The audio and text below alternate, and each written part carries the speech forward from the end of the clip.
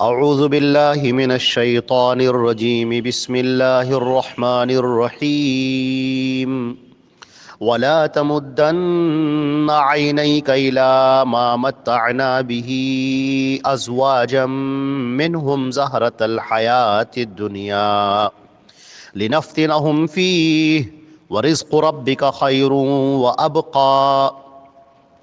یہ سورہ طٰہٰ کی آیت نمبر 131 ہے، 131، اور ترجمہ اس کا یہ ہے: اور اپنی نگاہیں ہرگز ان چیزوں کی طرف نہ دوڑانا جو ہم نے ان میں سے مختلف لوگوں کو آرائش دنیا کی دے رکھی ہیں،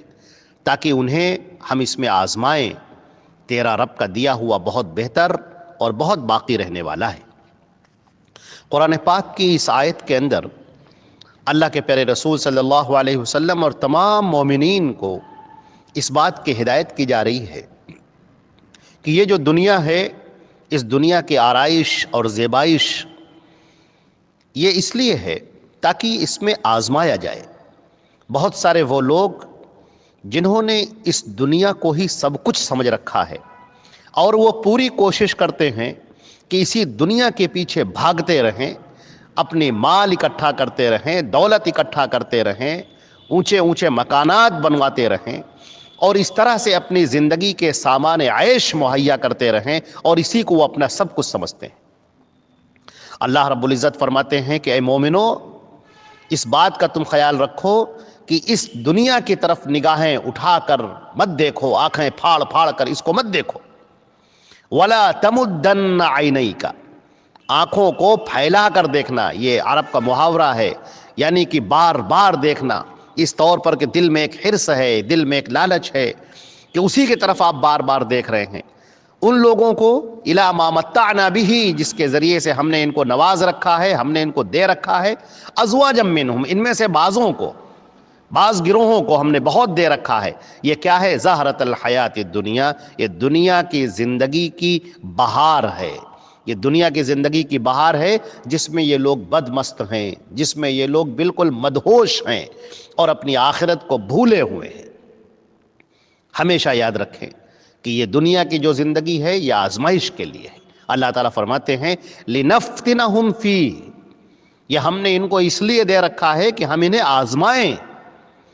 ہم یہ دولت ہم نے ان کو اس لیے دے رکھی تاکہ ہم انہیں آزمائیں۔ وَرِزْقُ رَبِّكَ خَيْرٌ وَأَبْقَىٰ، اور تمہارے رب کا جو رزق ہے وہ زیادہ بہتر ہے اور ہمیشہ باقی رہنے والا ہے۔ اس دنیا کے بعد ایک اور دنیا ہے، اس دنیا کی تم فکر کرو جو ایک اور دنیا آنے والی ہے، جس کی زندگی مرنے کے بعد سے شروع ہوتی ہے۔ اللہ رب العزت کی بنائی ہوئی جو جنت ہے، جو اللہ کے فرما برداروں کے لیے ہے، جو ان لوگوں کے لیے ہے جو اللہ پر، اس کے رسول پر ایمان لاتے ہیں اور اس کی باتوں کو تسلیم کرتے ہیں اور عمل کرتے ہیں، ان لوگوں کے لیے وہ دنیا بنائی گئی۔ یہ دنیا تو نامکمل ہے۔ یہ اس دنیا کے اندر آدمی کتنی ہی محنت کر لے، کتنی ہی شاندار اپنی زندگی بنا لے، کتنا ہی اونچا مکان بنا لے، کتنے ہی جاہ و منصب حاصل کر لے، لیکن بالآخر اسے یہ چھوڑنا ہے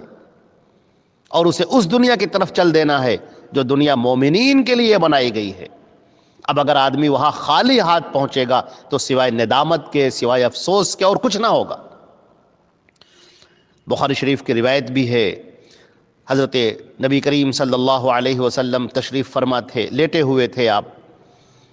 اور حضرت عمر بن الخطاب رضی اللہ تعالیٰ عنہ تشریف لاتے ہیں تو کیا دیکھتے ہیں کہ آپ ایک چٹائی کے اوپر لیٹے ہوئے ہیں، اس کے نشانات آپ کے پشت پر پڑ گئے ہیں۔ حضرت عمر فاروق رضی اللہ تعالیٰ عنہ نظر دوڑاتے ہیں تو دیکھتے ہیں کہ بس کس قدر بے سر و سامانی، چمڑے کا دو سامان رکھا ہوا ہے، بشکیزہ رکھا ہے، بس۔ حضرت عمر فاروق رضی اللہ تعالیٰ عنہ رو پڑے۔ اللہ کے رسول صلی اللہ علیہ وسلم پوچھتے ہیں کہ کیا ہوا عمر، کیا بات ہے؟ آپ کہتے ہیں اللہ کے رسول، قیصر و کسریٰ تو اس قدر آرام اٹھائیں، اس قدر آسائش میں پڑیں، دنیا کی نعمتیں ان کے سامنے بکھری پڑی ہوں، میسر ہوں، اور آپ جو اللہ کے نبی ہیں، آپ کا یہ عالم، یہ بے سر و سامانی کا عالم۔ نبی کریم صلی اللہ علیہ وسلم نے فرمایا کہ عمر تم اب تک شک میں پڑے ہو، تم کو نہیں معلوم، یا لہم فی الدنیا، یہ سب دنیا کی زندگی ہے ان کے لیے، ان کو دنیا ہی میں سب دے دیا گیا ہے، عیش کر لیں اور آرام کر لیں، آخرت میں ان کا کوئی حصہ نہیں، کفر پر مرنے والے، شرک پر مرنے والے، ان کا آخرت میں کوئی حصہ نہیں ہے۔ یہ دنیا کی زندگی ان کو دے دی گئی کہ عیش کر لے، آرام کر لے، یہ بطور آزمائش تھی،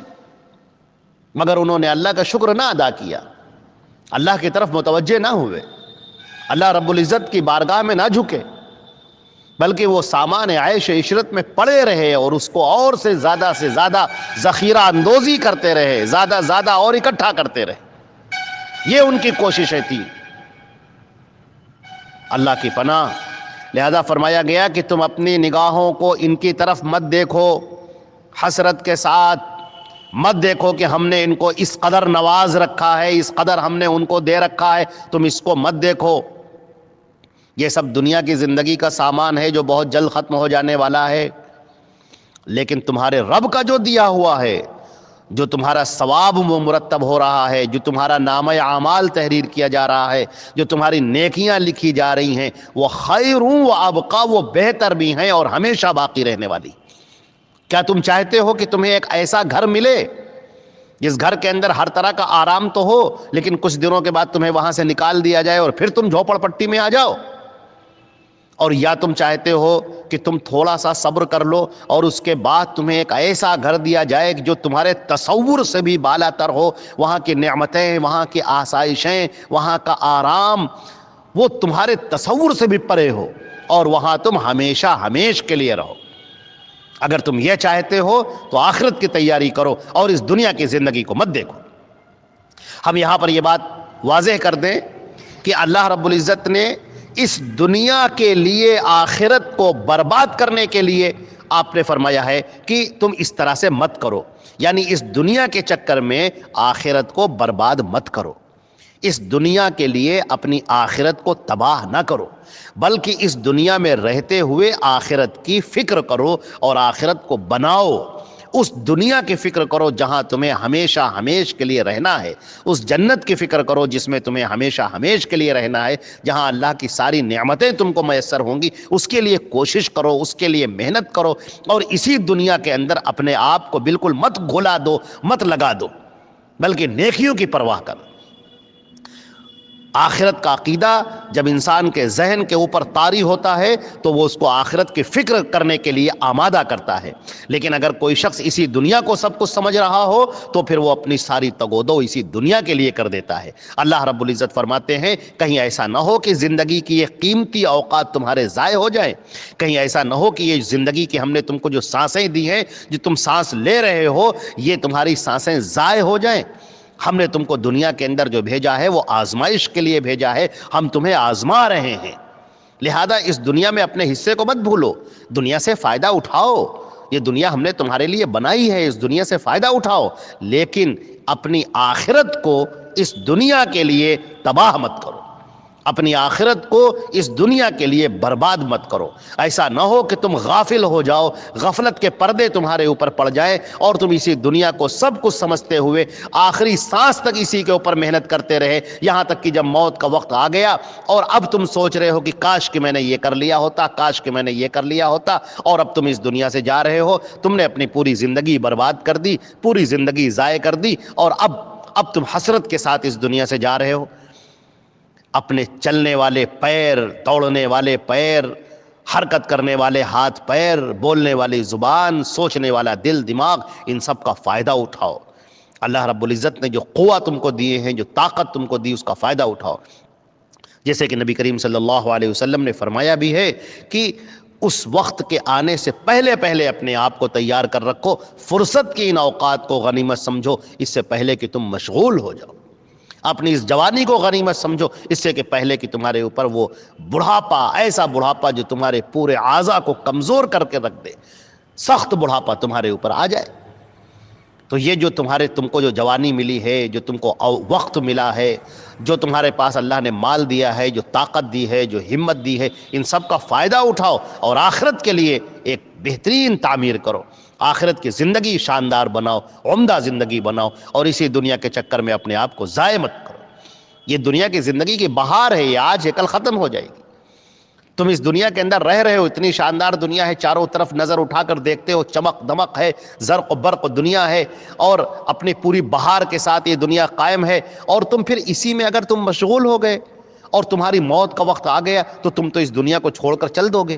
جب تم اس دنیا کو چھوڑ کر چل دو گے تو تم کیا لے کر جا رہے ہو یہاں سے؟ تمہارے اعمال کی گٹھری میں کیا رکھا ہے؟ وہ نیک اعمال ہیں کہ برے اعمال ہیں؟ اب تمہیں اس کا حساب دینا ہوگا۔ اب ایسا نہ ہو کہ جب تم کل قیامت میں اللہ کے سامنے کھڑے ہو تو معلوم ہو کہ تمہارے پاس تو کچھ ہے ہی نہیں۔ لہذا اس دنیا کی فکر کرو۔ ایک مومن کا یہی شعار ہونا چاہیے، ایک بندے مومن کا جو اللہ اور اس کے رسول پر ایمان رکھنے والا ہے، وہ آخرت کی زندگی کی فکر کرے اور دنیا کی اس بہار سے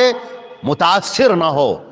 اور اپنی آخرت کو اس دنیا کے لیے برباد نہ کرے۔ اللہ رب العزت ہم کو اور آپ کو عمل کرنے کی توفیق عطا فرمائے۔